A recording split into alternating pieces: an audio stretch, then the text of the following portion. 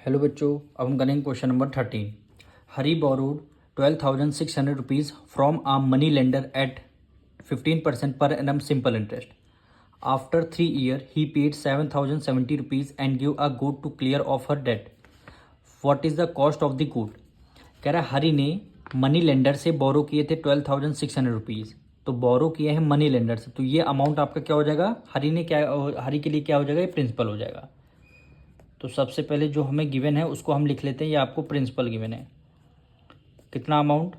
12,600 rupees. Rate आपको कितना given है? 15% per annum.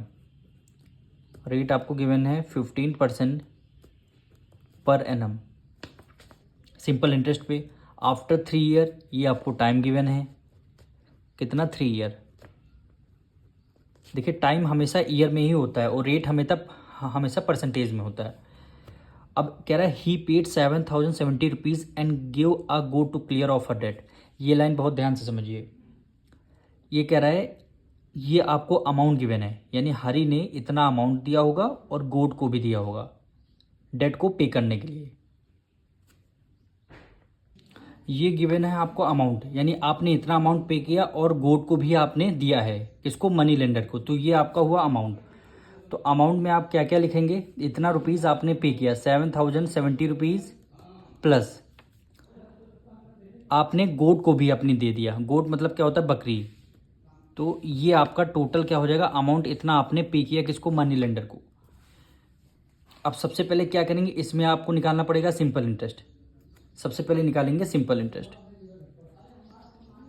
Simple interest is equal to होता है P multiply R multiply T upon क्या हो जाएगा? 100 हो जाएगा। सिंपल इंटरेस्ट अब आपको निकालेंगे, प्रिंसिपल गिवन है 12,600 रुपीज़ मल्टीप्लाई रेट गिवन है कितना?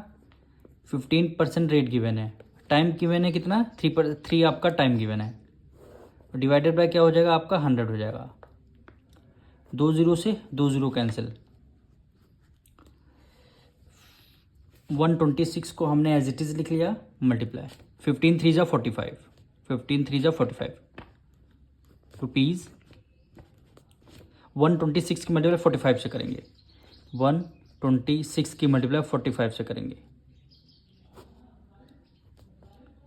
6 5 × 30, 5 2 × 10, 3 ऐड कर लिया 13 हो गया, 1 कैरी गया, 5 1 × 5 1 6 मल्टीप्लाई 6 4 × 24, 6 4 × 24, 4 2 × 8, 2 ऐड कर दिया 10 हो गया, 1 कैरी गया, 4 1 × 4 1 5 हो गया, 0 3 + 4 7, ये 6 5 5,670 रुपीज़। सिंपल इंटरेस्ट कितना आ गया? 5,670 रुपीज़। अब हम लगाएंगे अमाउंट का फॉर्मूला।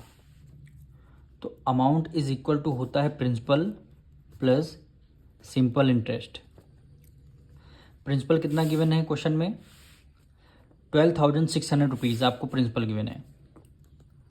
12,600 रुपीज़ आपको प्रिंसिपल गिवन है। सिंपल इंटरेस्ट कितना आया? 5670 दोनों को ऐड कर लेंगे, यानी 12,600 में 5,670 को ऐड कर लेंगे, यानी 7 0 6 + 6 12, 1 कैरी ले लिया, 5 + 2 7 1 8, यानी 18,270 रुपीज़, यानी रुपीज़ 18,270 रुपीज़ क्या आ गया? आपका अमाउंट आ गया।